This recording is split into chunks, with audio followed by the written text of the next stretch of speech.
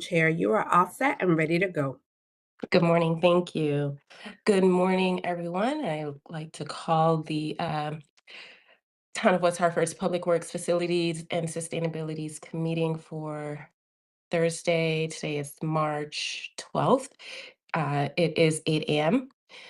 This meeting is also being held virtually and is broadcast live on the West Hartford Community Interactive YouTube channel.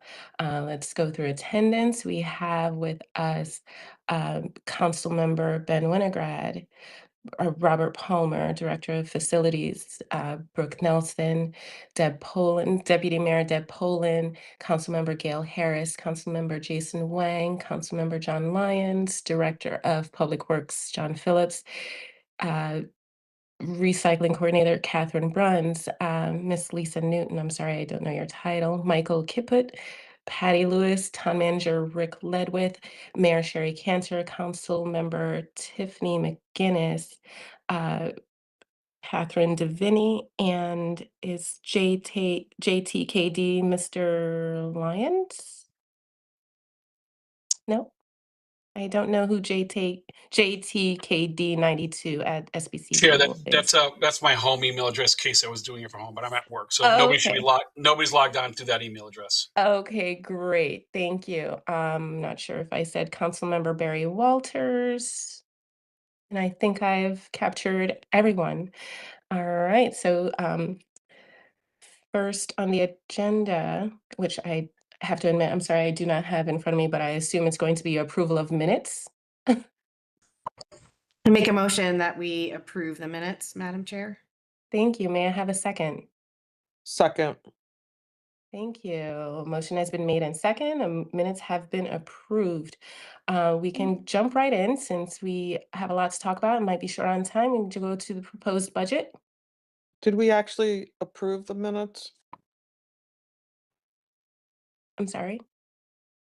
Yeah, I'm sorry. Did we vote on approving the minutes? Oh, man, thank you. All in favor. Like it's the two of us. Aye. Aye. Aye. Thank you, Gail. Thank you, Councilor Harris. And let's go ahead and go to the proposed budget. Is it going to Rick? Yeah, thank you, Madam Chair, and good Thank you. morning, everyone. It's great to see everyone. We have a lot to speak about this morning, so we'll hear from two departments, Plant and Facility Services and Public Works, who I think, as we all know, play a vital role in the daily operation of our town. So together, DPW and Plant Facility Services are responsible for maintaining really a very extensive network of infrastructure that our residents see and feel every day. So we have they're responsible for the management of 2.4 million square feet of municipal buildings, 217 miles of roads, 300 miles of sidewalks, and over 170 acres of parks and playgrounds. In addition, Public Works manages several essential services such as waste management. They oversee our parking operation and parking garages, our town cemetery. And as we know, these are very visible services that require careful coordination and attention to ensure that they operate very efficiently and reliably for our community. So our teams on both sides do an outstanding job of managing this infrastructure in all kinds of conditions, both good and, as we've experienced for the last couple of months, bad weather. So, and in addition to all that, our Public Works team serves as first responders during emergencies. So they work alongside our police and fire departments to clear roadways, respond to storms, and really ensure the safety and functionality of our town. So, and Plant Facility Services, as we know, plays an important role in advancing our town's sustainability initiatives. So, helping us reduce energy use, modernizing building systems, and moving towards a more environmentally responsible town. So, with that said, this morning we will go first to Bob Palmer, who's our Director of Plant Facility Services, and Bob will review his budget, and we'll turn it back to the committee for questions. And then from there, we will turn it over to John Phillips at DPW. I know we have Brooke Nelson here as well, and Mike Kippett, and Catherine Bruns, and I think I saw Catherine Davini, but who will help review the DPW budget. And then we have our finance team with us this morning as well. So we have Patty Lewis and Lisa Newton joining us, and between all of us, I think we'll be able to address at least most of the questions that the committee may have, and would get back to you shortly after the meeting with any outstanding questions, and share those with the council as a whole as well. So I think we have most everyone with us this morning. So with that said, Madam Chair, through you, I will turn things over to Bob Palmer. Thank you. Good morning, everyone. Welcome to the budget season. I'll present my budget. If you go to section 12 in your budget book or online, whatever section, how you're looking at it, page 12-2 is our budget summary. And I'm looking like a hero here because I'm 6% less, but there's a reason for that. So I'm really just a roll forward budget. This is how I would describe my budget this year for you. Wages and salary are a modest 1.5 increase. That's mostly driven through merit increases of our full-time employees, and also our 24 part-time employees will see both a merit and an increase that's tied to the minimum wage. So as you know, the state minimum wage is adjusted every January, and that directly impacts our part-time employees whose wages are tied to that number. So they make a certain amount above the minimum wage. So that's how that's going. You'll see a very nice 15% decrease in operating expenses, and that's due to a transfer in the energy and the utility services fund. And I'll get into that a little bit more as we go through the budget and explain that. We do have some increases in some line items, but we are offsetting some of the increased energy costs with that transfer in the utility services fund. And Social Security is tied to wages and salary and just reflects that. So if you go to the next page on 12-3, I really have two different divisions within my operating budget. I have facility services, which is employee heavy. So we have 6 full-time employees really on that side. And then I have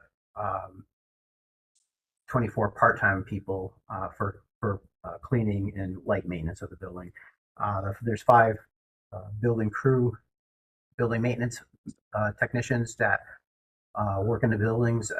They do some of the more heavy maintenance issues, and then they also perform cleaning as well. So again, the payroll there reflects just modest increases in their wages per contract.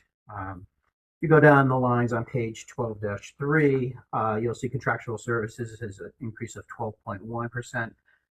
As we go out to bid and renegotiate service contracts, we're seeing much higher pricing on for labor. We're also seeing higher prices on materials that those contractors use.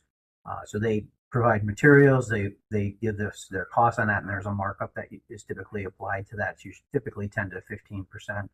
But the prices of those materials are jumping substantially, especially anything metal related is really escalating it really crazy at this point. The other big thing was utilities. Again, I'll get into that in a little bit. Overall, we were seeing a 6.6% decrease rather, but again, that's really mostly an application from the utility services funds. For staffing, I'm not asking for anything additional in this year. We continue to have a vacant plumber position, which has been vacant for a very long time. To make up for that, we do utilize contractual services to fill that need. So the second part of my budget is really the capital projects division, and it's all basically personnel. So I have a capital projects manager, and then I have a office operations specialist. Those are 2 full-time positions that oversee the capital projects process. Their salaries are actually paid for out of capital projects. So we do an internal transfer from capital projects in order to cover those costs. So that the costs there are not in the operating, are typically not in the operating, but they are in the operating, but they are funded via the capital improvement program. So we take bits and pieces from different accounts in the capital improvement program and cover those salaries via that method. So that comes from both town and the board side. They work on both town and board projects. Any questions on the operating budget before I go into utility services and CIP?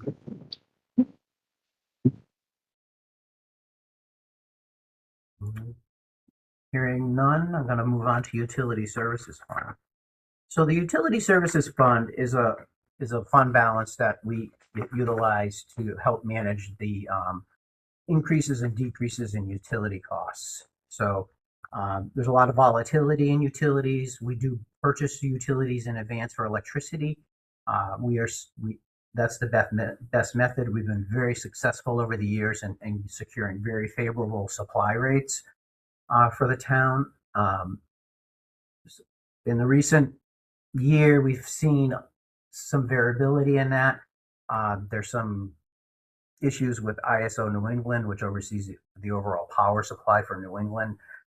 There's been some pass-throughs that have been able to creep into our rate. So while we have a very favorable 9-point-something cent rate, we are seeing some pass-throughs on that, which is increasing our rate to around 11 cents per kilowatt hour.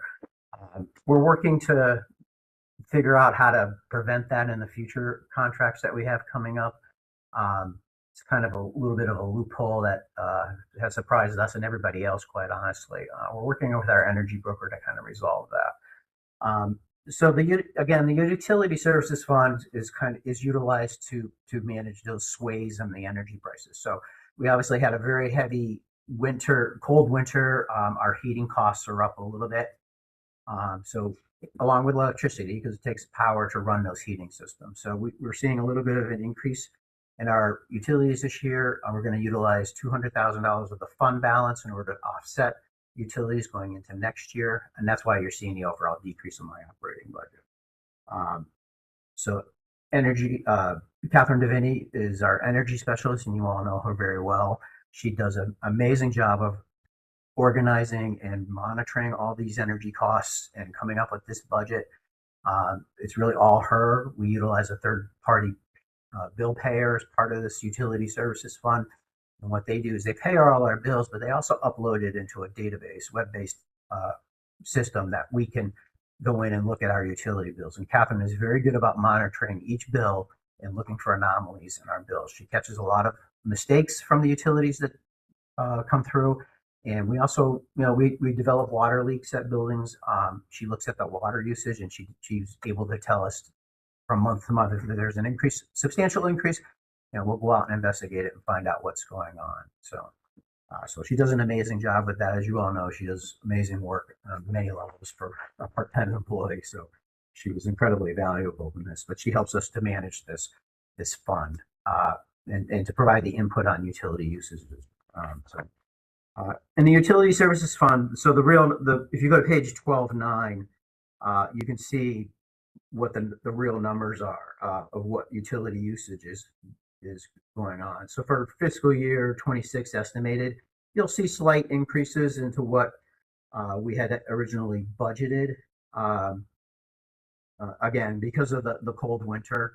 And again, we can absorb those costs and manage those and spread those out over the next few years by utilizing the utility services fund and smooth that out so that we're not subjected. So we don't see a spike in our utilities budget. So we're able to smooth that out as we talk about. And we'll end up contributing more over the next years in order to make up that fund balance. Some nice things that happened this year. We do virtual net metering. We have two basically open space property. One's a farm, another one's another kind of open space property that we participate in. Those give us what we call a virtual net meter credit. And those are variable from year to year. And we're actually seeing a very nice one come in for the board and it's applied on the Board of Ed side. So they see the savings on that.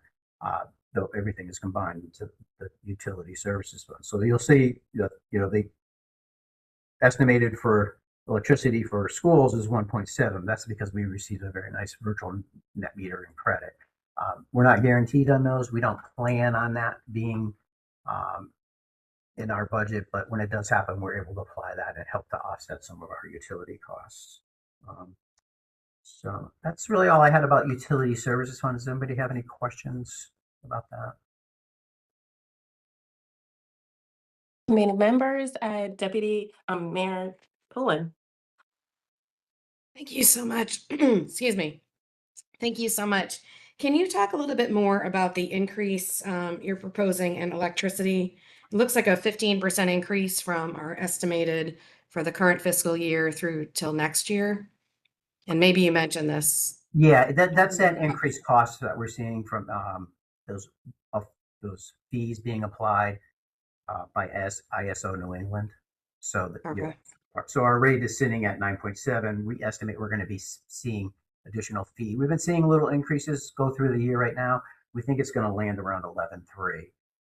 We do have a change in service provider coming up, and we're going to have a little bit more of a favorable rate as a basis. But again, if these ISO New England fees keep going, we're going to again be up in the 11 cents per kilowatt hour. So that's why we're seeing an increase there. Catherine's working with our broker, and there's other things going on in the background where we're trying to get that fee eliminated or get it better managed so that they just can't slap that on us as a surprise. So that's what's happening there. Thank you very much. Appreciate that. You're welcome. Thank Anyone you. Any else? other? Yep. Any committee members with any other questions? I'll pass it back to you, Rick. Actually, I'm going to go into the capital improvement program. Sorry. Thank you. Yeah. Okay.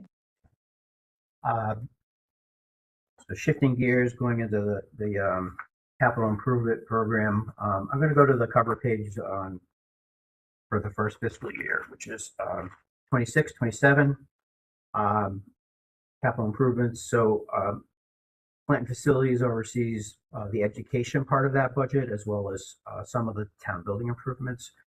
So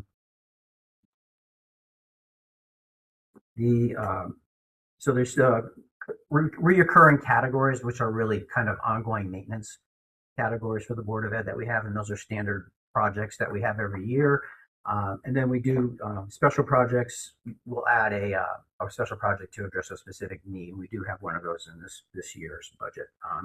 So in education, we have asbestos removal. That's always tied to other projects. So typically flooring projects in the schools, we have an asbestos abatement typically.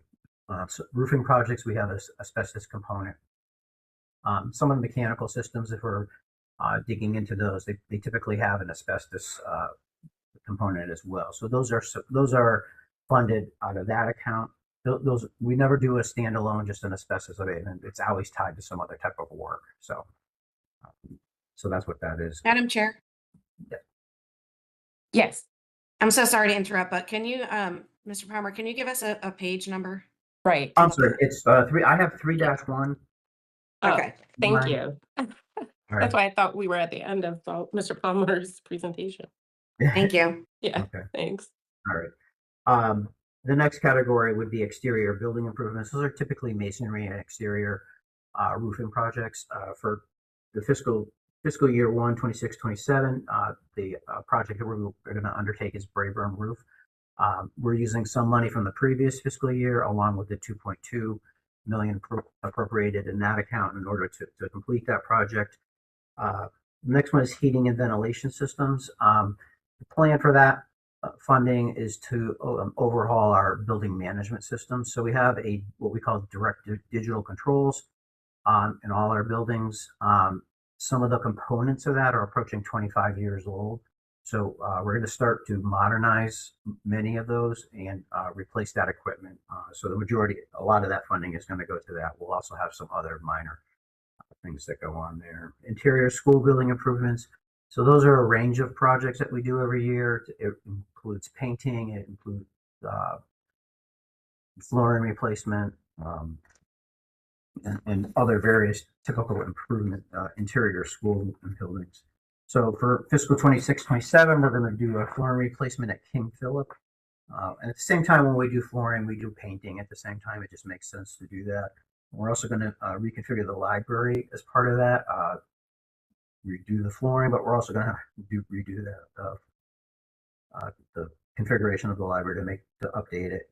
The other projects we have planned are the Wolcott office, auditorium, cafeteria, flooring replacements, along with painting of those areas. Honored Food Lab, which is a classroom instruction area. We did the one at Hall maybe 3 years ago now. We're going to go over and do the one at Conard. It's a very popular program. So it's really setting up 5 different kind of cooking stations and teaching students how to cook. It's a really popular program. We also are renovating the cafeteria in the summer of 26. So Nutrition Services has a separate project where they have funding where they will renovate the serving area. At the same time, we will do the cafeteria side of the program, just like we did at Hall last year. So the other project at Conard this summer is replacing the fire alarm system. It is in excess of 20 years old. We have failing components in that, and we do need to replace that. So a lot of the focus is on Conard this summer. Just we will move summer school, which is typically at Conard, to Hall, and then we had the opportunity. We're going to do quite a bit of work at Conard this summer in the interior school building. I'm sorry. Site and athletic improvements. That's paving, sports fields, sidewalks, playgrounds. So really the funding for that this year is going towards repaving all of Aiken's 2 parking lots and driveways. In addition to that, at Hall High School, we have this ongoing water issue at the entrance as you go down the driveway into the school, where water comes out of the hill and just creates a really bad ice problem. So we're working with engineering right now to try and determine the best solution for that and to address that and try to channel that water into the drainage system as best we can and keep it off the driveway and the parking areas. For elementary air quality improvements, we're planning on moving into get the Webster Hill project going. It's been delayed a few years due to design issues and a change in, I've mentioned this before, change in the fluid they utilize for cooling. So we have to do a design change on that. So we'll do that. And the next 2 projects that we want to get going are Bugby and Northville. So we'll begin to allocate those monies to that. We're looking at a different project delivery method than how we've been doing it. We've managed the Duffy project ourselves. It was very overwhelming. We're really looking at partnering with an energy services company, since these are really energy intensive projects, and they would really run the whole project from design to the build to everything. So we're exploring that right now. Catherine Devini is helping us with that, along with our manager of maintenance services. So we're really looking at a way to deliver those projects faster, get them designed, and that. There is a hiccup there, and that the state funding for that does not really, the state grant process doesn't really allow for that process unless you have special legislation. So we are working to try and make that happen. There's other, Cheshire is working on that as well, just as a way of delivering the projects. It's a different delivery method, and the state doesn't recognize that. So we're really trying to work with them and get that to be a better vehicle for us to get those projects up and running and faster. So one of the special project that I mentioned that is not a routine one is the Hall track and athletic field. That track is it's a rubber surface track on an asphalt base. As you might know, it's a very wet area, and so the rubber surface is really detaching from the pavement there because of the movement of the soils during the winter, the freeze thaw cycles, and also just the moisture. So we've been repairing the track for several years now. At this point, we're at the point where we really think we need to invest in a long-term solution. So we're really looking at doing a very similar thing that we did with tennis courts a few years and utilize post-tension concrete and then apply that rubber surface. That's a 50-year base for that track. So it's there's a guarantee of 50 years on that. So it's an expensive project at $2 million, but again, it's a 50-year life expectation on it. So we think it's a good investment. Post tension is a really great, somewhat recent development in the construction world, and it works very well, especially on soils that move a lot. So the other account is I have a capital non-reoccurring account in furniture and equipment for the Board of Ed, and that's used to purchase any types of office, school, classroom desks, and those types of things. So lockers, etc. And that's $100,000. So that was year one, and then for year two, again, asbestos removal will be tied to other projects, exterior improvements. The next roof that we're looking at is Whiting Lane. The roof that would be the summer of 2027. Heating and ventilation systems. Our plan is to use that money again to continue the controls, but also to help with the Webster Hill project and remove the steam boiler that's there. Steam is a very antiquated way of heating buildings. It's efficient, it's effective, but it's not the most efficient way to do it. And the project over there would create a Webster, what we have designed right now is an all electric building. So we would be able to remove the steam system and not need that system anymore. So interior school improvements for summer of 27. We do have exterior doors at both Sedgwick and Conard on schedule for that. We also have a flooring replacement at Duffy on the second floor for that summer of 27.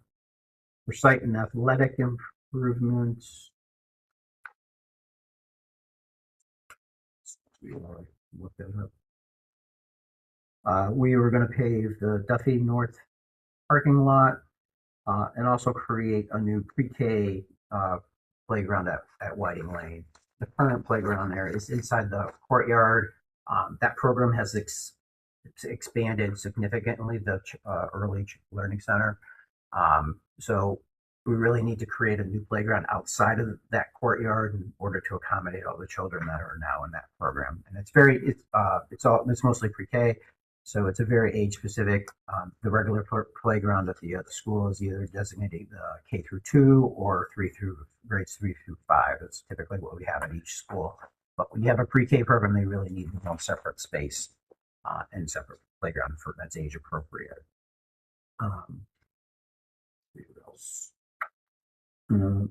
We continue with elementary air quality improvements, as I said. So we'll line up those projects. And furniture equipment is the same.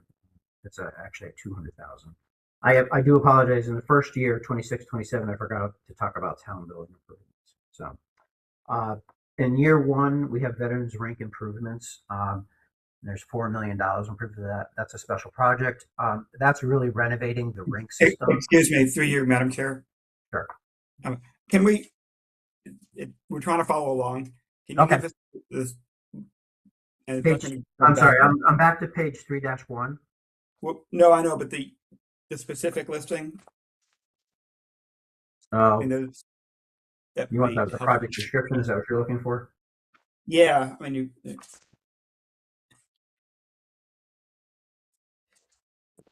thank you. Through you. Sorry, Madam Chair. Yeah, let me go back. No worries at all. Thank you.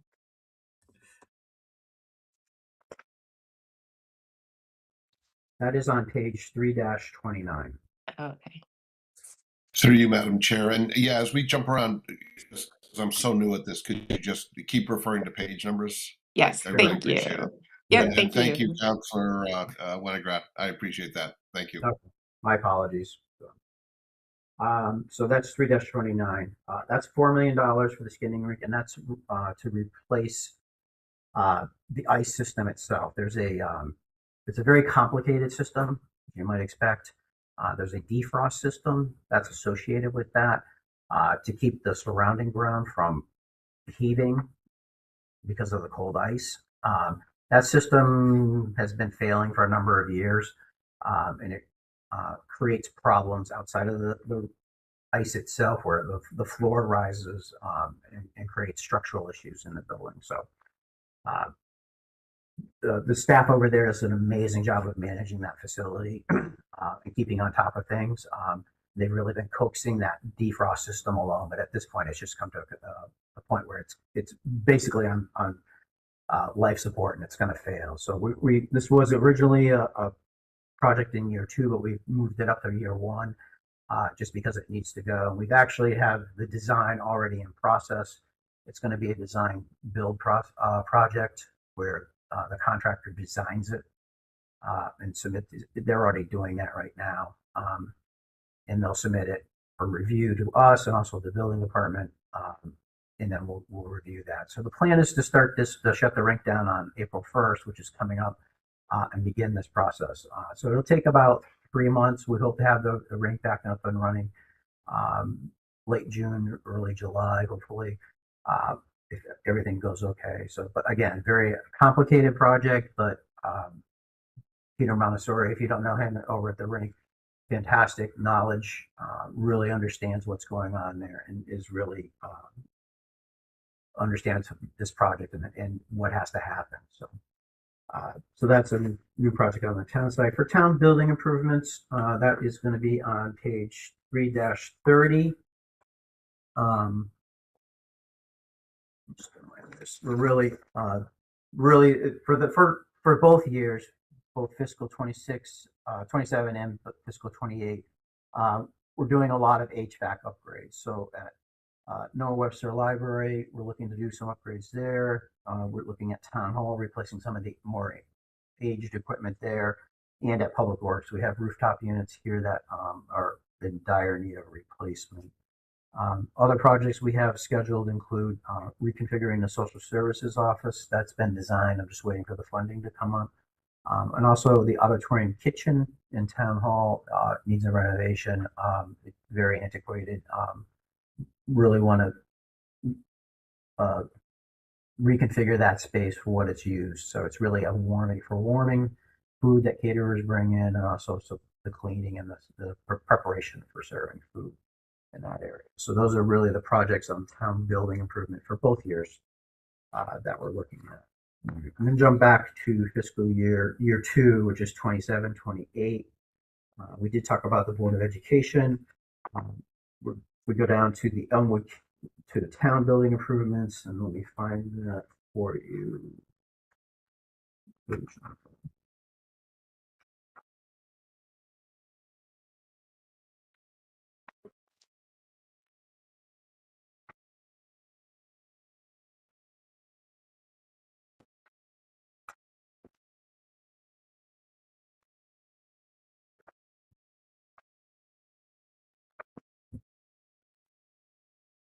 It's on page 4-31. So Elmwood Community Center. So as we know, the expected price tag for that project is about $70 million at this point, the estimated, based on the design. We've completed the design development phase of the project, and we're looking to move into construction documents. So, and we know that that's a huge impact on the town's finances. So the town manager and the mayor are working to find alternative sources for that funding. It was originally in year 2. It's going to be pushed out to year 3 at this point. There is $5 million in year 2 to begin the process. Once we secure additional funding for the building and we're going to move ahead, we'll have $5 million in additional pre-construction. Right now we have some pre-construction costs associated with the design. These will be, and if we are moving forward with the project, this will be utilized to begin the process with utilities, installing the wells for the geothermal system that we have planned there, doing other work that helps enable the project to begin. So that's where that is, what that funding would be used for. I already talked about town building improvements, mostly focusing on HVAC improvements as well in year 2. There's other projects under town building improvements that are really belong to DPW, the Isham Memorial Garage restoration. I'll let John and Brooke talk about that. Heavy equipment storage facility, and there's also some additional money in that 27, 28 for veterans skating rink to do with some additional Interior repairs, that's on for that.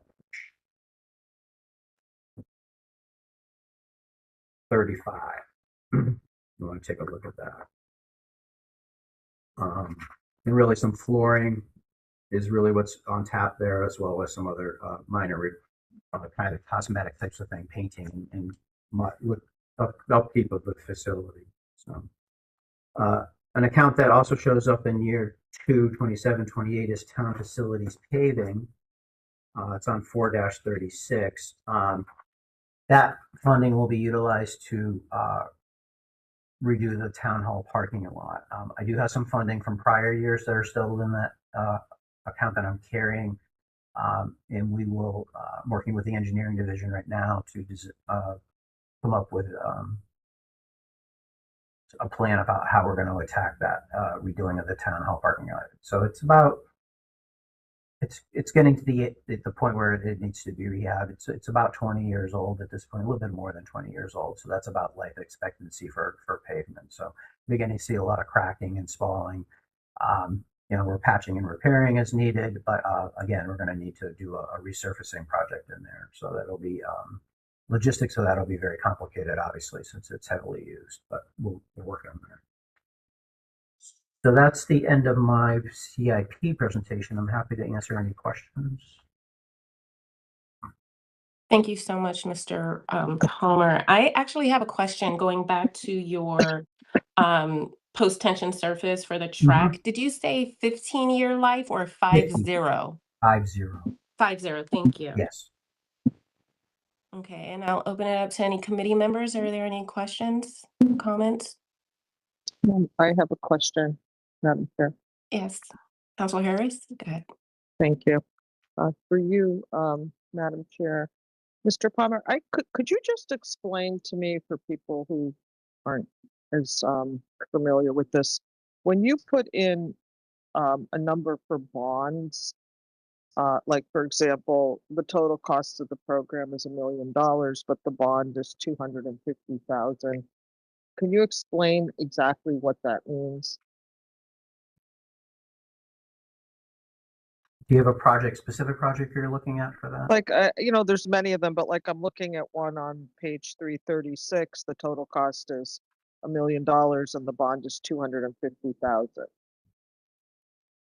I'm looking what that means in terms of the town. Is that part of that is being financed, or how does that exactly work?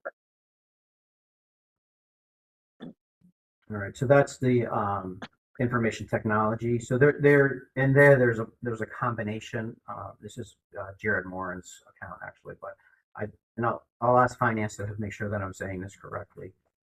I mean, we could look at a different one because there's many of them sure. around. I mean, so there's some that's a combination of capital non-reoccurring as well as capital funding. So part of the project will be funded through capital, and then the other part is through capital non-reoccurring, which is basically operating money. I'll just make sure finance, I'm explaining that correctly. Lisa. Through you, Madam Chair, to Councilor Harris's, and we will get to the document digitization project when we get to the IT budget. I think in that case, that was a $1 million overall project where we had previously bonded $750, and now we're bonding $250,000 to make up the difference between the million and the 750. But in other cases, and I can look through to see what might be pertinent to Bob's, under the funding source, we will clearly delineate what's being bonded, what might be being received as a grant to offset our bonding costs, or to Bob's point, our capital non-recurring fund as well, where we will generally apply surpluses at the end of the year to fund into CNRE to fund some of our projects that would be more appropriate to be funded through that method versus bonding for it. Okay. I had one other question, Madam Chair. Um, with all of these projects, Mr. Palmer, I'm just curious if there's any um, thought, given the increase in our budget overall, or any of these projects ever looked at to potentially push them out for a year. Some of them seem obviously more urgent. Some of them seem that, they could potentially get pushed off. And given that we're dealing with a very high budget, if anybody looks at that through this budget season. Yeah, I mean, I think we choose projects that are going to benefit us, and that the fact that a lot of these systems are at the end of their life, most of these projects are just maintaining systems or replacing systems that we have. They're really not upgrading facilities substantially. They're really maintenance budgets. So we're not really seeing these are not nice to haves kind of things. They are essential. So we run our systems for a very long. We most of our buildings are very old, as you know. I think the average age is about 65 on the school side. So old buildings, we do run them for a long time, and that's the history here in West Hartford. We keep our buildings and we maintain them, and so that they have a long life. But it does take some funding to keep them running. So I don't think that any of these are excessive. I don't think we're doing nice to haves with any of these projects. These are critical kinds of things. Just like look at the ice rink. Yeah, we had that planned for the next year, but the deterioration of that frost system is really accelerated. So we really had to move that up. So it's a question of, do you want to have these facilities or not? So I think in general, the public wants these types of facilities. They value them as part of as West Hartford, so that's why we invest money into them. So it does unfortunately cost money to have these level of facilities. Right, I understand that, and obviously some are more critical than others, but sometimes you can push a roof out for a year. It's not as urgent. I don't know. Yeah, Some of those things are looked at. On roofs, we get to the point where we have active leaking is when we basically get to the roofs. So both at Brayburn and Whiting Lane, which are in year 1 and year 2, we have active leaking on both roofs. I mean, we can repair and keep plugging, but especially when you have a severe winter like this with the freeze-thaw cycles, we see the deterioration accelerates greatly. These are older roofs that are older technology, utilizing built-up asphalt roofs is what they are really. And so we don't use that technology anymore. We go with a 30-year warranty. Those were 20 years typical roofs. Now we do 30-year roofs with rubber membranes and added insulation. So we gain quite a bit when we do these. So again, it pushes the cycle out. So. Thank you, Councilor Harris, and thank you, Mr. Palmer, for your presentation. I'll let it. Yep. Had a question. Any other committee members with questions? Ms. Deputy Mayor Poland? I'll be super quick, and I know we're running late, so I may send a few extras.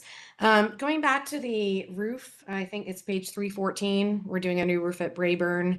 I know typically when we do a roof, we also try to do solar. Is that something we're still going to try to do as well, or because the incentives have changed?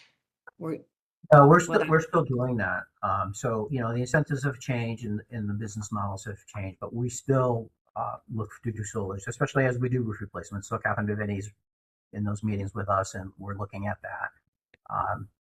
As soon as we do a roof, we're going to look at it. And she does have active proposals out with some of the vendors right now, looking at placing solars on roofs that we've done recently. So that's an investment. We may see return on that investment. Yes.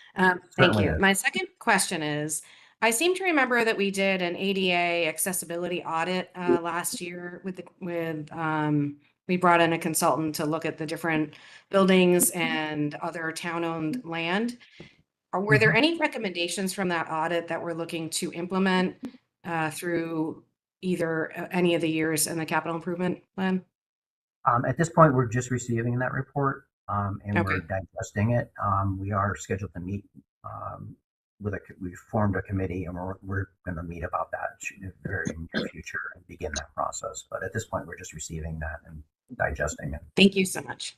So, and any of the projects that I do where there's accessibility improvements, we certainly do incorporate those as part of that project. So, and I'll just give you an example. The Conard Food Lab, we'll make the teacher station accessible, and we'll also create a student accessible workstation as well. So. Thank you.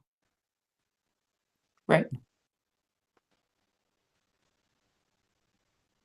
Oh, Mr. Palmer is all complete with his report. So, did Rick, who did you want to go to next? Is it? Thank you, Madam Chair. We will turn things over to Mr. Phillips from Public Works. And I know John has several funds that we'll be reviewing, so we do have unfortunately a little bit more time that we'll want to spend on Public Works budget as well. So I appreciate everyone's time this morning and patience. There is a lot to cover. So thank you, Madam Chair. I'll turn it over to Mr. Phillips. Thank you. Good morning, Chair and members of the Council Committee, and thank you, Rick.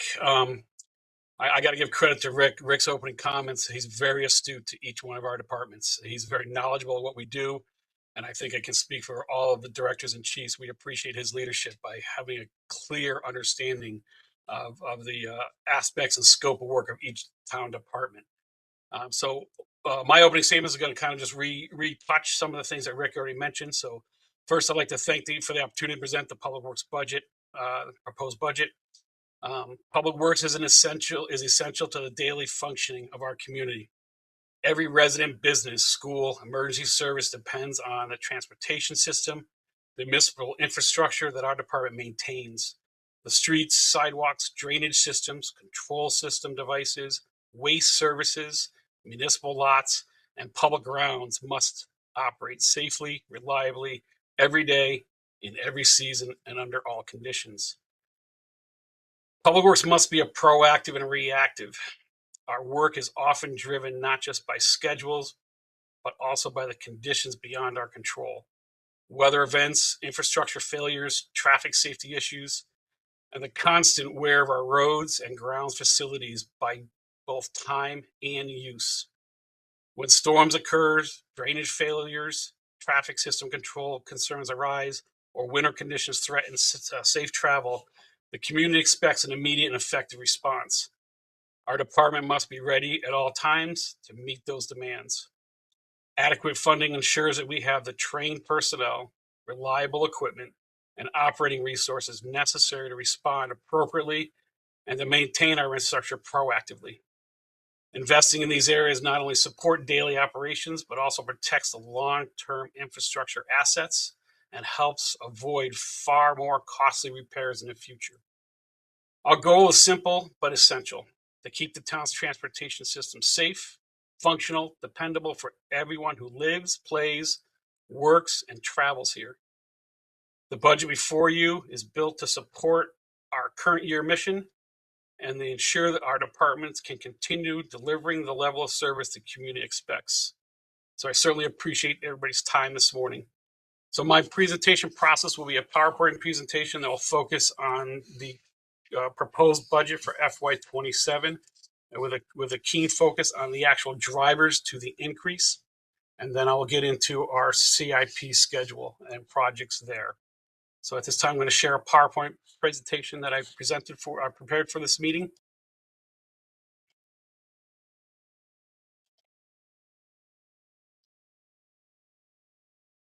Hopefully everybody can see it. We can, John. Okay. All right. So again, I'll run through this presentation, which focuses on our department's operating budget for FY27 and the drivers to the increase. Yes, our drivers are again going against Bob Palmer's budget where he's showing a decrease in most of his line items. We're obviously showing a significant increase at 12.1%. We are certainly sensitive to that increase, but we think the drivers will speak for themselves as why that increase is being presented in this proposed budget.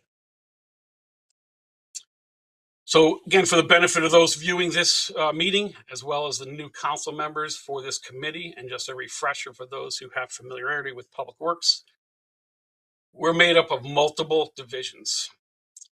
We have our administration and management team, our contractual services, which is primarily our waste and recycling services, street maintenance, our fleet maintenance, our traffic control, city safety maintenance, grounds maintenance, parking operations and management, which operates under an enterprise fund, and cemetery operations and management, which also operates under an enterprise fund.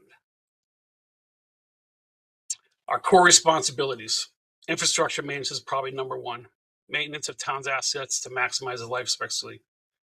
Really, to put it bluntly, if the town owns it, if the public uses it, Public Works maintains it. Solid waste management and reduction. It's the essential service that we provide for protecting public health in a waste management space. Implementing diversion programs with the 3 R's in mind: reducing, reuse, and recycle.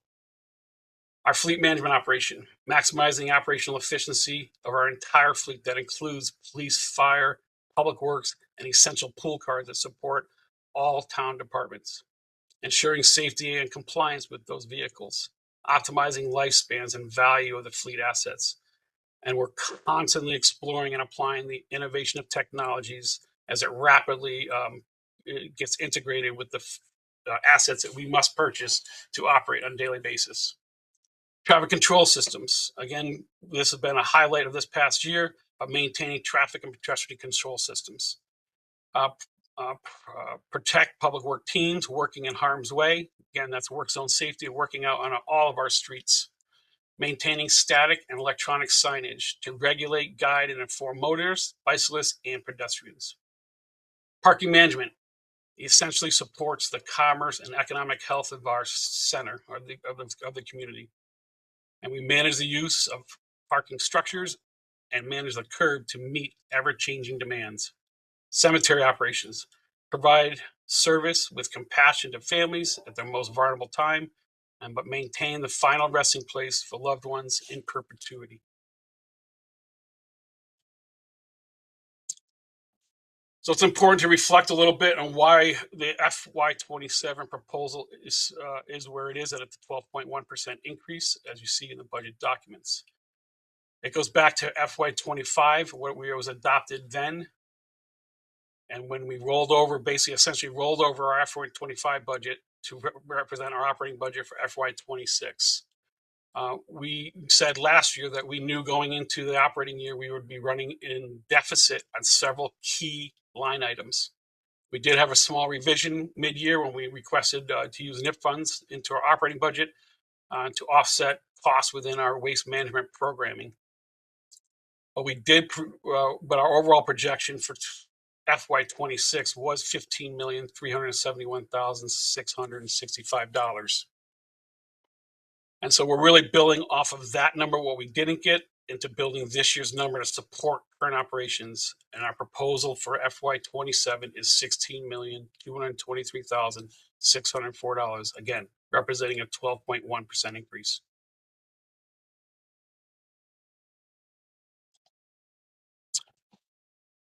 The cost drivers to that increase.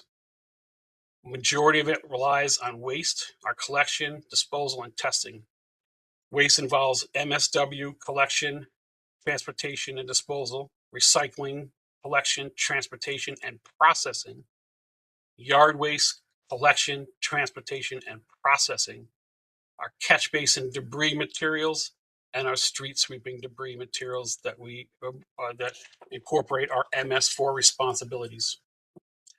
Temporary payroll has been moved upward this budget cycle because we see the demands and the expectations of the community in these specific areas. Inspecting those catch basins for proper flow of water during storms and high rain events. Trash details, roadside, parks, shop safety and housekeeping, an internal program that's sensitive to OSHA regulations. Just the amount of mowing we do on an annual basis throughout our 178 acres that town manager mentioned earlier. Work zone safety activities are the growing demand and need to make sure our workers who are working in the street, whether it be a small cul-de-sac where you have very little traffic, but to our highest demand streets of Cropwork Drive, Farmington Avenue, our arterials that have high speeds and a lot of volume traffic we still have to perform within those areas. And overall, just general labor tasks. We see a growing and increasing demand to apply resources to those expectations. And then our maintenance programs, key drivers of snow and ice control operations, our vehicle maintenance operations, and athletic field maintenance. Just an example of our snow and ice control maintenance. As you can see in FY25, what we budgeted and what used for overtime. 3 key drivers for our snow and ice control management are overtime, contractual services, and salt.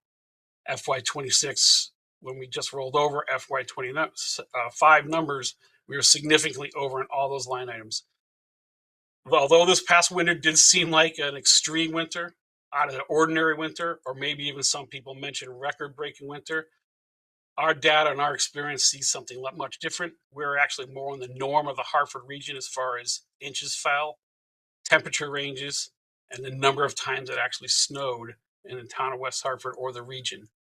But because of the way the season played out and the way we have budgeted for snow and ice control, we're seeing significant overruns in those line items. And again, this is just an example of a maintenance operation budget where we're looking to right size for FY27.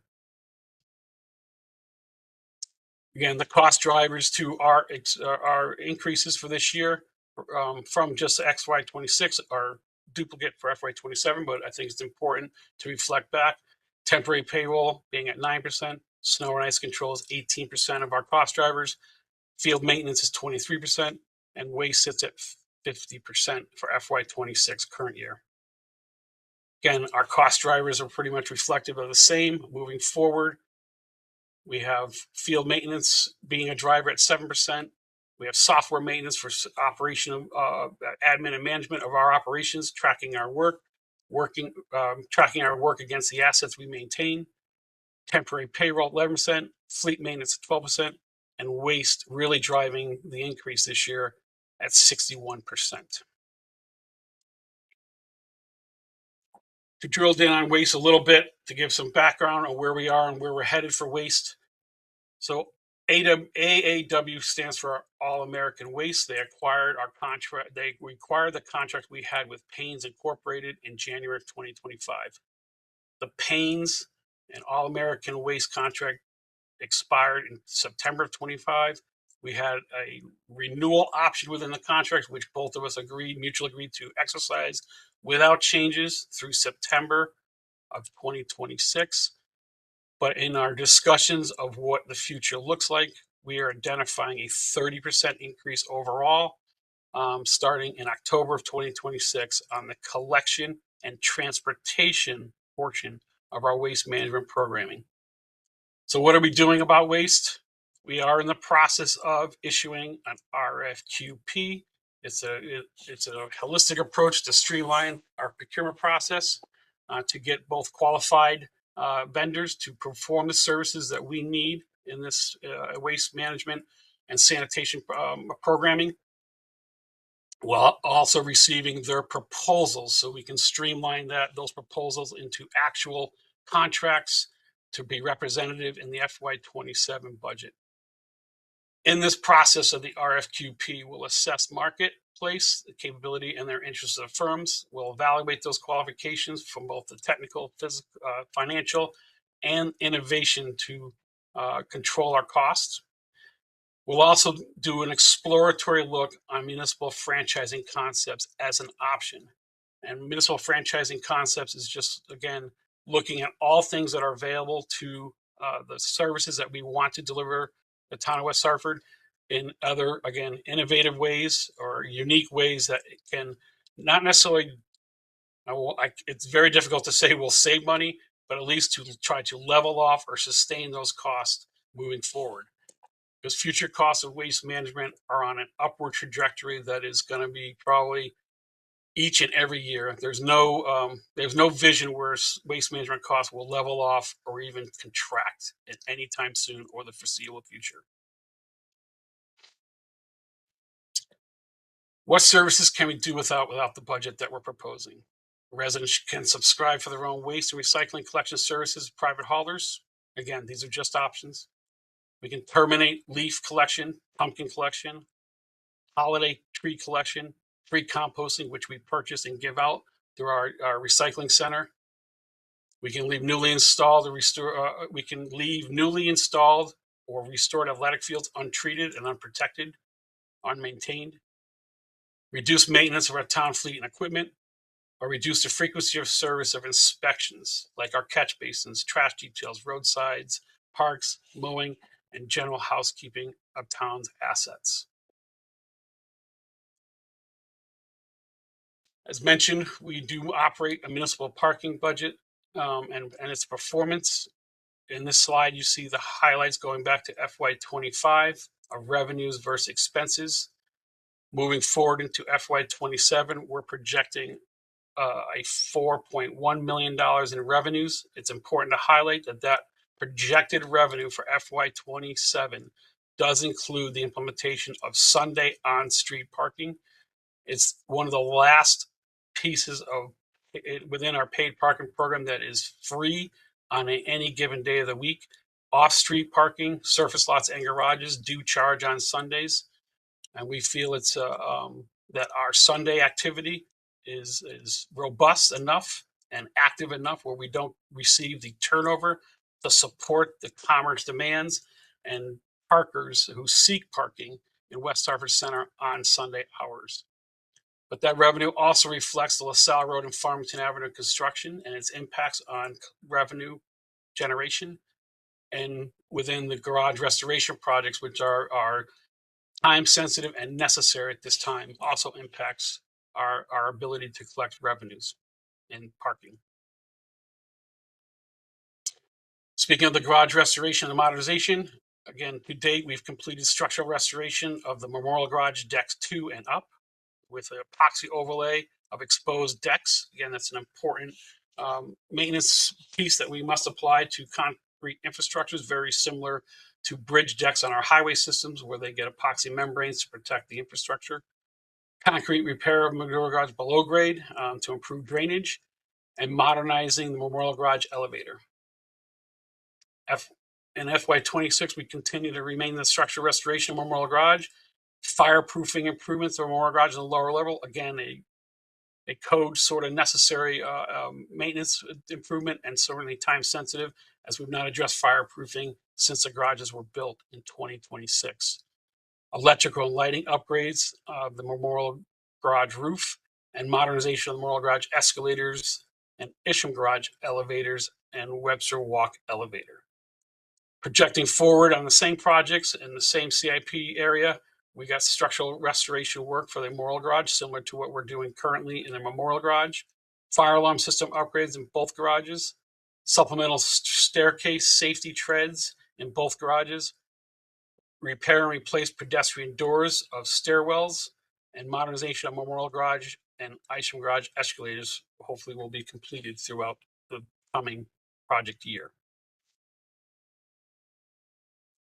Public Works also manages the cemetery fund. Again, the cemetery is built off its revenues it generates through plot sales and other minor services that we provide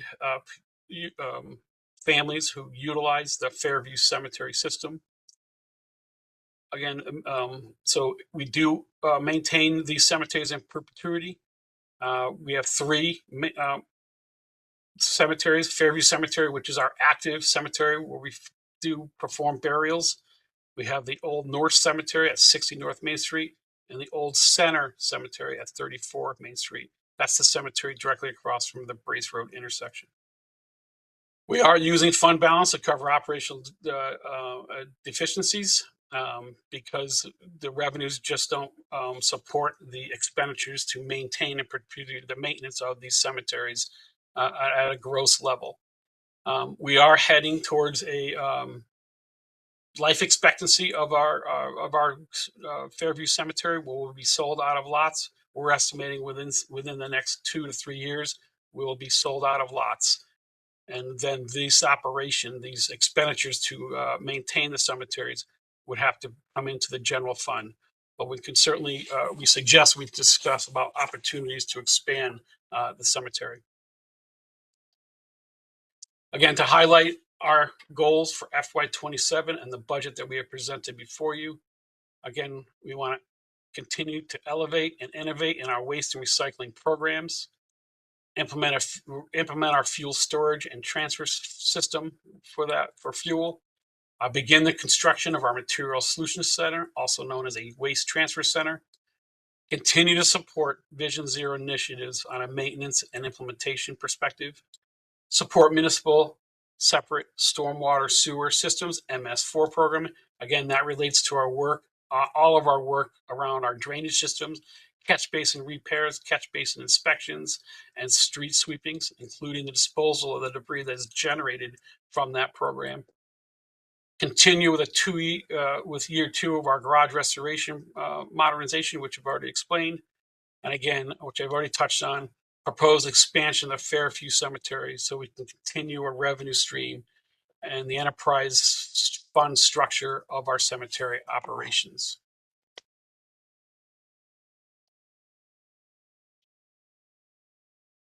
I think I stopped, sir, right? You did. Yes. Okay, good. I want to get back to the screen.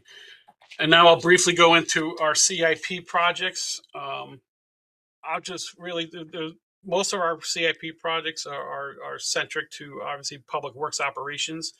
We work cooperatively with Bob Palmer and his team to execute most of these projects, especially when it comes to town building improvements. And for year 1, we're looking at, again, already discussed in length on the Isham Memorial Garage Restoration Project, continuing that CIP project. The Material Solutions Center, which is a long-term project for Public Works that we've been working on diligently for several years.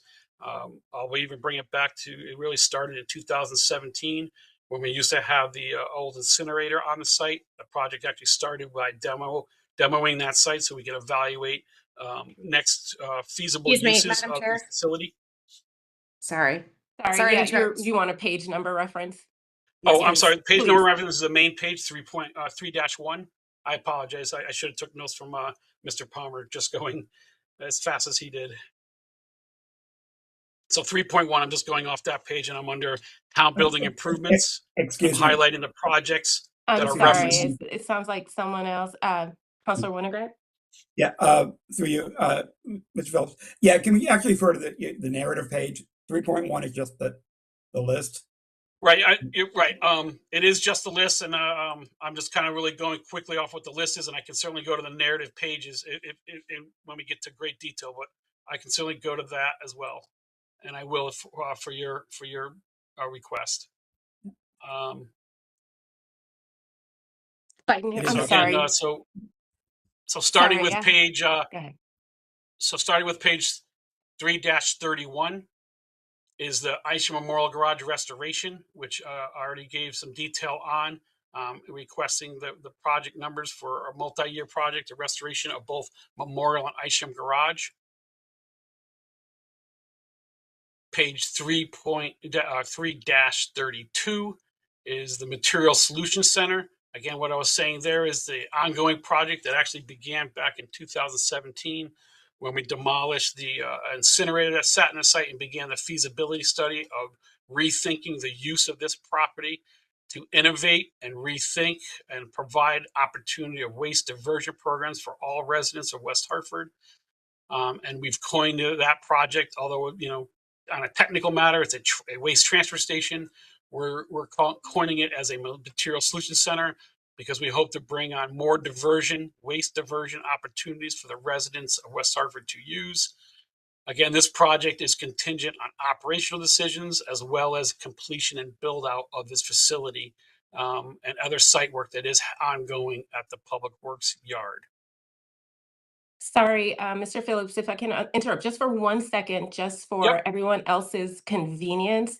The documents that he's referencing, they're also at the end of the binder in the capital project section. And if you're only using one binder like me, that is page 17-51. So a little bit easier to use one binder instead of jumping from binder to binder, if that helps. All right. Thank you. Just trying to help everyone here, but go ahead. Moving on to project page 3-33. It's a hoop building industrial storage system. And again, so this is refocusing on our yards. Some councils on this committee a few years ago, if you recall the tour we gave down here at Public Works, and where I highlighted a lot of our operational or structural deficiencies and how we have to manage and care for the assets that we do purchase and take care of, like heavy equipment, material assets, and other project materials that we need. The hoop system is necessary for protecting those materials, both from the elements above, weather, as well as just giving them storage space, adequate storage space, than just keeping them open space or in an unorganized manner in our yard. Project page 3-34 is the relocation of the police department's impound yard. It is currently located within the DPW work yard. It takes up a significant amount of space for our ability to do work. And so the idea is to move that to the property that we purchased a few years ago in 2022, I believe, at 12 Brixton Street and 705 Brixton Street, and move that across there, because this lot is more or less a static lot where there's not a lot of activity, where the cars that come in for impound purposes really sit while they go through the court systems and investigation process of the police department.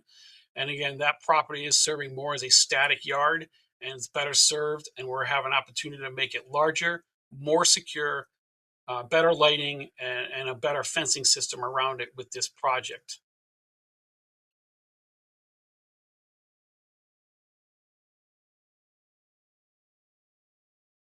I'm sorry, I have to go through each page just to make sure I touch just on ones that represent Public Works. So I apologize for the delay.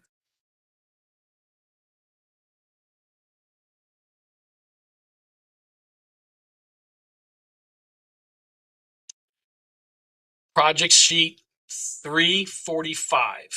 Project sheet 345. It falls under the category of rolling stock and miscellaneous equipment. Again, this project sheet basically comes out of CNRE funds. It's for town vehicles.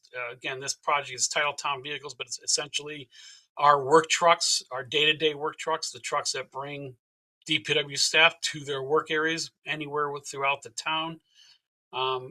It's for $130,000, and this will purchase two mid-size work trucks, F-250s, and this replaces our supervisory vehicles, who again use those vehicles on a daily basis. They are approaching that 10 to 15-year mark for replacement, high mileage, high deterioration on its components, including frame systems and body deterioration. It's important to note that Public Works, because of our nature of our work, our trucks kind of are immersed in the salt and activities that we all suffer as civilians and driving on the road. And so you can relate to what your own car looks like that. Our vehicles are immersed in that for many months out of the year, and so immersed that when it gets into the cracks and the seams and the weld seams of the equipment, it is near impossible and difficult to fully wash and protect those components, and they deteriorate at an exasperated rate than our personal vehicles do. And so the necessity to replace these vehicles are both on a uptime usability, as well as an important safety factor of having a safe operating vehicle, especially when you get into areas of the frame rail systems of these trucks. Public Works rolling stock, page 3-46. This is a line item this is a project that we've historically used. We started more than 20 years ago in the CIP programming, calling it Public Works Rolling Stock. It is bonding $800,000. This line item purchases our largest pieces of equipment and most expensive pieces of equipment. And for this project, for going into next year, it's focusing on funding and acquiring two Class 8 heavy-duty dump trucks. Those are our biggest plow trucks and multi-purpose trucks that we purchase. We have seen a 40 to 45% increase in the cost of these trucks over very recent years. Whereas just a couple years ago, we were in the low twos. We are well over $130,000 to equip a plow truck to do the job they need to do. And again, that's not just a dump truck. It's the plowing equipment. It's the apparatus to manage the material that goes out on the street, the material separation systems, as well as all of the current environmental requirements in engine components and hydraulic systems to meet EPA and environmental standards.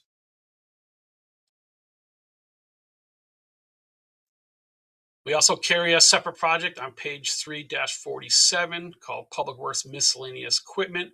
This one here we fund out of CNRE funds, and this focuses on the smaller but everyday use, every day during our core maintenance seasons, call it March through December, where we have to replace equipment that really helps us perform and do the work of the community that we maintain. And in this category, we're focusing on a crawler stump grinder to grind out stumps for trees that we have to remove. And they do get replaced, but you have to remove the stumps from our right-of-ways and park systems. We do have an effort to continue to expand our brine application program, which is a liquid brine system. This will continue to help us reduce the salt usage, the granular salt usage, which should reduce environmental impacts, requiring fewer trips to refill and improve fuel usage and efficiencies of our equipment that we use. And this is a long-term project that we've been focusing on. Again, the complexity of our fleet and managing our fleet, the innovation of keys and keys turning from a general basic key to these electronic key fobs and systems, and our ability to have operational visibility of knowing who's driving what truck, when, and where. It's a part of that tracking system. And we feel due to the evolution of our equipment, the complexity of our work, the speed that we move in using this work, it's time that we need to start tracking our equipment more officially.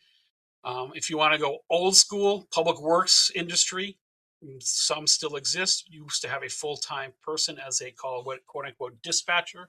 Well, that dispatcher would manage the fleet manually, issue the keys to operators, and have that dialogue. We obviously have not had a dispatcher in 25 years. We retired that position that long ago. So this is more of an electronic version of that employee that would perform those services.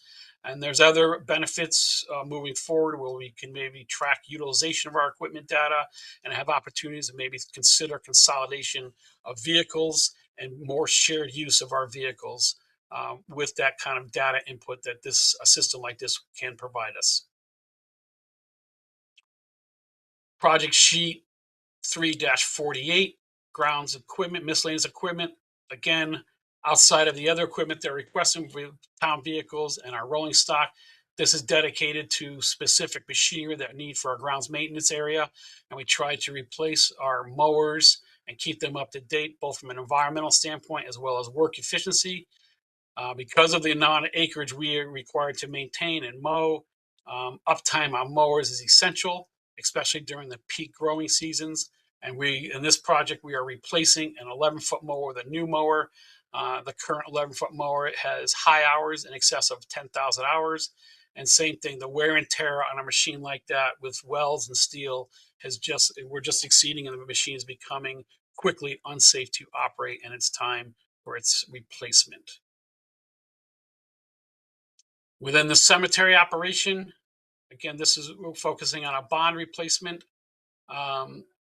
Again, replacing an excavator. Again, this is worksheet 3-49. This is replacing the excavator that digs the graves.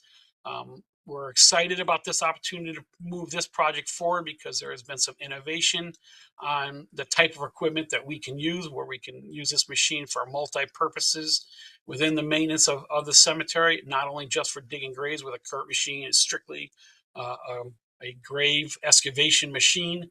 But that grave excavation machine is in excess of 20 years old, high hours. And again, because it's steel, the impacts of using that machine over time is getting to a point where it's time to replace that. Again, even though it's just a cemetery, but they do have to be mobile between the 3 locations. We're also looking to replace a pickup truck with an aluminum body to replace the current truck that's used there regularly and works year round for cemetery staff and its daily responsibilities. And that was our CIP request for year 1. Year 2 is very similar or a split. Nothing really changes, especially in terms of rolling over our town vehicle requests every year and our rolling stock requests every year. I'll be happy to take any questions in regards to the overall Public Works operating budget for FY27 or CIP requests at this time. Thank you, Mr. Phillips, for your presentation. I greatly appreciate everything that the Public Works Department does. It looks like you have done the best you can to control the controllables, and it looks like there are some things that are out of your control, like the rising cost of supplies and fleet, no longer getting that favorable rate. We're definitely seeing those increases in things that you have no control of, but we still have to address. I want to open up the floor to committee members. Do you have any questions or comments? Deb is satisfied. Have, Oh, sorry, I Deputy have a, Mayor. Yep, Counselor sorry, Harris, please go ahead. I'm sorry. Did Deb want to go before No, me? she's good. She doesn't have any Okay. questions. You may go, Counselor Harris. Thank you. Okay, thank you. Through you, Madam Chair. Mr. Phillips, I had a question about one of your slides seemed to show that the parking revenue was down about $500,000 from the last couple of years, if I was reading that correctly. I'm just curious why that is or why you think our parking revenue is down so significantly. Thank you for that question, Dr. Harris. Appreciate it. So revenues are reflective on use of our spaces. We're not growing parking spaces, so our inventory is static. But in the last couple of years, actually during the construction, we are reducing on-street inventory.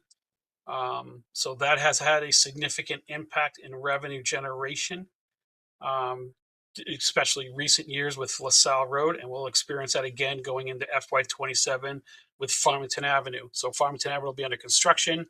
If we recall, last year we had a hiatus on enforcement, so we offered free parking during the height of paving and restoration work on LaSalle Road. It's very difficult to exclude one street from the other, so the pause was system wide, and so no revenues were theoretically collected during that time period. Obviously, the restoration work in the garages that has already started in FY26 and will continue throughout FY27. We're anticipating those losses because we have to take out parking spaces to do some of that work. It's just a necessity when you have to take a full deck of 110 spaces out of service to perform membrane work and concrete restoration work. Again, a necessity when a garage reaches its age point of 20 plus years, which our garages have reached. Again, and then moving forward, we will probably struggle to see past year revenues because of the reduction, the necessity of reduction. I want to be important because I do support the infrastructure improvement plans. It is a necessary reduction to accommodate all users of West Hartford Center, both the parker, right, but our pedestrian folks, our bicyclists, and other uses like ride share programs and food share programs that come in and out of the center on a regular basis, and making accommodations, structural accommodations to accommodate all the uses of the center. But that does have a direct impact on our revenues from the spaces we previously had for our inventory. And then it does come back to enforcement. Our policies are good, they're sound, but unless you enforce the policies, that has a reflection on the revenues you can generate. And again, what I wanted to highlight, Sundays is not a revenue day for on-street parking only. The revenue projections for FY27 does reflect moving Sunday into a paid parking program, the on-street spaces. Hopefully I've answered your question in detail and give you an understanding of how we're projecting our revenues, both currently and moving forward. Yeah, no, I appreciate that. It just, when we're trying to renovate garages, but we're also seeing that our parking revenue is going down, sort of something that probably needs to be considered. Because, I mean, yeah, that's something maybe for a different discussion, but if we're gonna renovate garages, I mean, we'd like to see, I guess, the revenue go up. But thank you. Through you, Madam Chair, I can respond to Councilor Harris's comment as well, and kind of to add on to what John was saying. So, we did make that decision. We are going through a generational change in the center right now with the renovation of LaSalle and Farmington. And this year we learned a lot about what we were doing from a construction standpoint. And to John's points, we are, those changes will benefit us for decades to come, creating a more, safer environment downtown in the center, wider sidewalks, safer spots to cross the streets. But that being said, with all of those changes, and the impact that it had on our businesses in the center this past year, and on our residents and visitors trying to get to the center, we did have to pause the enforcement and the charging of parking during parts of that construction season. And we will do the same thing as we move to Farmington as well to minimize the impact that that's having on our residents and visitors. Our parking lot fund, I know we've talked about this in our last F&A meeting, talked a little bit about it as well at a recent council meeting. So we are, Deputy Corporation Counsel Verano joined us at the last F&A meeting. So we are dissolving our special services district and dissolving our Blueback Square fund. So the revenue from Blueback Square, from the garages and our on-street parking in Blueback Square, will now move into the parking lot fund. And that will result in a projected surplus next year of about $400,000. So, and that will continue to grow as we move through each year. So there are some complicating factors that are kind of still in play, but as we move out of this fiscal year into next fiscal year, we will be down to one fund instead of moving revenues from one fund to another to fund the debt that we had issued 20 years ago to fund the garages and some other renovations that we've talked about as well. So just some additional comments around our parking lot fund. Thank you, Madam Chair. Thank you, Mr. Ledwith. I'm sorry, Councilor Harris, did you have any other questions? If I could just ask one more Sure. follow-up, not to take too much time. Do we have any sense of what the percentage of people parking in our town is in terms of residents versus non-residents? I don't know if we have that data, if it exists, or when we talk about like parking potentially. Thank you. Revenue. Interesting question. No, our system is built for the greater good of just the users of the parking space. It doesn't delineate an out-of-town parker from an in-town parker. We have no way to collect that data or capture that data. The way the parking kiosk systems work, or really in general, any kind of pay-to-park system, it doesn't ask for residency. It just asks for a identifier, whether it be pulling a ticket from a ticket system or entering your unique identifier of your license plate number. It doesn't cross-check it to a residency. It's just an identifier, almost like your own, unique barcode to each car. Again, the same thing can be said about ticket systems, or even the old style meters we just pumped. I like to call the piggy bank meters where you just put coins in and got time. That data just doesn't exist in the current systems as built. Okay, thank you. Appreciate that. Thank you, Councilor Harris. And I'm just going to ask one question and then let Mr. Phillips go, or free you from your presentation section. Now I've gone blank on my question. But you've stayed pretty consistent with staff. You've outlined the priorities for us. Is there anything that I hate to use the phrase, but we've kicked down the road, any cans we've kicked down the road that might become a major issue soon that we should be mindful of or start thinking about for the future? You That's a started great in question. No, 2025. Yeah, no, yeah. that's actually a great question, Chairman, I appreciate you asking that, because that, in my opening statements where it says our simple goal is to maintain, the town's transportation system and the functions and make sure it's dependable every day. Um, it really, for us in our world, and we do the best we can under fiscal constraints, and we recognize we operate under fiscal constraints. Again, everybody in public works, from the newest hire to myself, who's been here 30 years now, we're all taxpayers too, so we feel the pain of our work. um, it's really in that preservation, the maintenance of preservation of our assets. I think the future is focusing on that. The industry is moving exponentially faster and faster to that preservation model versus just rebuild it when it's destroyed, or when its useful life has been extended. I mean, expired, right? Used up entirely. Specifically, I'll give an example. One area that we're just not there yet, and we really should be focusing and moving there: asphalt preservation. There's a lot we can be doing in that area, but it does cost funds to get those programs off the ground and started. But the dividends a decade out and longer are unarguably fiscally sound, where you'll save money long term. I wish we had the opportunity to move faster forward in that area, lean in that area. But you can apply that preservation theory in just about everything both Public Works does, John Phillips, director, or Robert Palmer, director of facilities. Preservation and prevention is key, but working within our current fiscal constraints, those are difficult programs to kick off because of the startup. But I will always argue, as an independent thinker, the benefits far outweigh the cost to start up some of those programs. Understood. Thank you so much, Mr. Phillips, for that.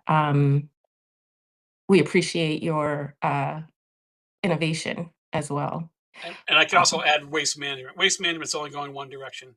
yeah, I know we've continued to focus on it, but then it kind of goes into a low.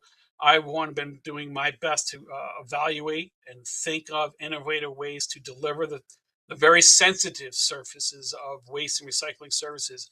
But the trajectory of cost increases in that is exponentially, going higher and higher year over year.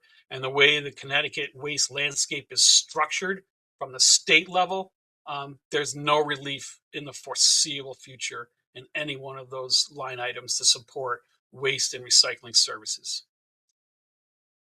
thank you, Mr. Phillips. Thank you for your presentation.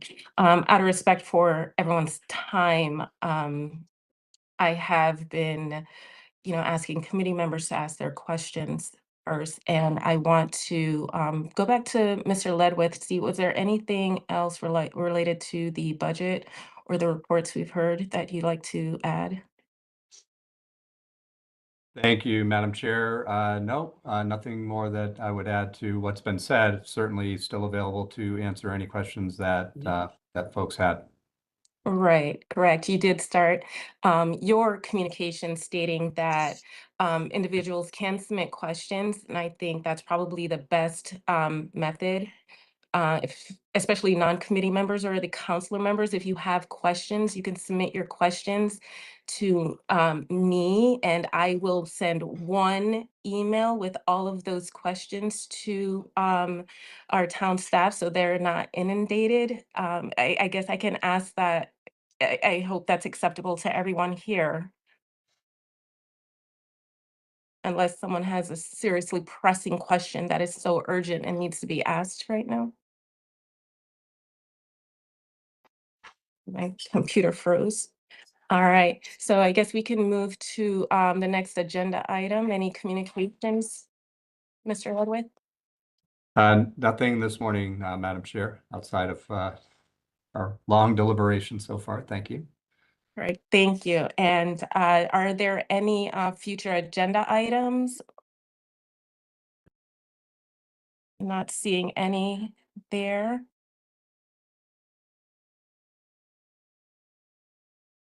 Sorry, I'm moving through multiple screens here, pulling a berry. And so if there are no other matters, we can adjourn. Jason had his hand up. Oh, I'm sorry, I didn't see you, Jason. Jason, go ahead, ask your question. Thank you, and through you, Chairwoman Lazarus. I'm new to this process, obviously. Just can somebody explain to me, like, what is the venue, or how do we? This this meeting obviously was so packed, we didn't really have enough time to talk. We can try to hash things out through email, but what is like really the best venue to have a long conversation about, like, basically what things can we delay, cut, optimize? Uh, when do we have that opportunity to really talk? Through you, Madam Chair, to Councilor Wang's question. So, certainly and I know I know it's 9:30 in the morning. So we are still available to answer questions this morning, certainly.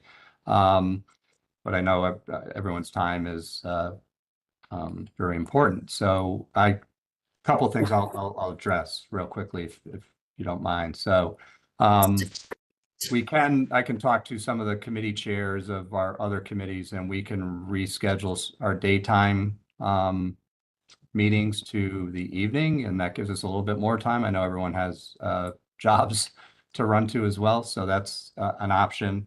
And then what we'd like to do is gather as much information and thoughts from our committee members as we move through each of these meetings. So as we are addressing each department individually.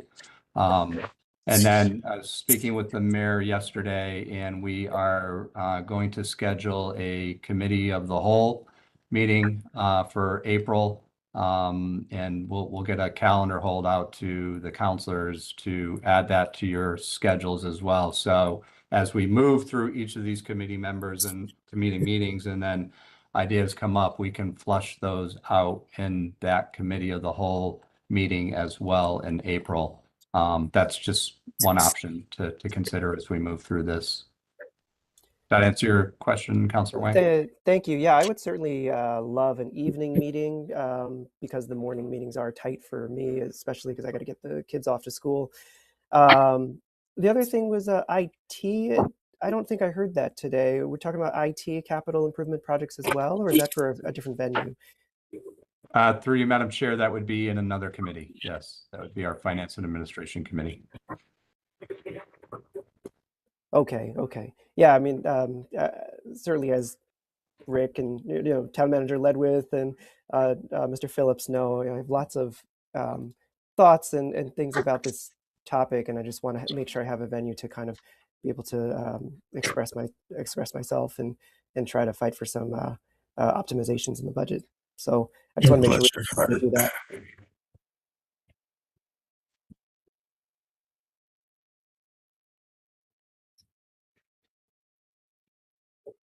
Thank you, Councilor Wang. Barry, you unmuted yourself. Was there something that you wanted to? Oh, okay. no, it was an accident. Oh, okay, that's okay. Thank you. Those are great questions, and I think to Rick's point, again, trying to be mindful of everyone's time, and to Jason's point, we want to definitely make sure that everyone is heard and they have an opportunity to share their thoughts. But the committee meetings, because they're so jam-packed, I'm sure it's really just information gathering. And then questions for clarification would be good. And then any ideas or recommendations, to your point, Rick, we'll get them at the end of all the committee meetings, I imagine. So there's a structured process and appropriate venue for every question and comment. Was there anything else? I don't want to feel like I'm rushing or silencing anyone, but again, being respectful of everyone's time and everyone's workday. Last opportunity. All right, well, looks like we have no other items. I guess we can go ahead and adjourn. It's just the committee members are just me and Gail, so it seems kind of crazy to ask for a motion, but if there are no objections, can we adjourn? Sounds good. Sounds good. Was that appropriate, Rick? I don't want to violate any Robert's rules. You're good, Madam Chair. All right. Thank you so much. Have a good day, everyone. Take care. Bye. Bye.